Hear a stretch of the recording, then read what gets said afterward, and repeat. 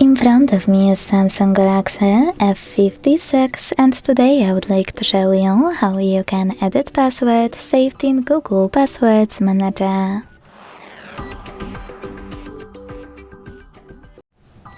Begin by opening Settings and scrolling down to click on Google. Now choose All Services. Scroll again and click on Autofill with Google here. Choose Google Password Manager and tap on the password you wish to edit. Enter your login method. Hit Edit button and change whatever you want to.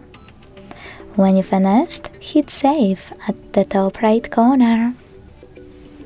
Thanks so much for watching. If you enjoyed this video, don't forget to leave a like, comment and subscribe.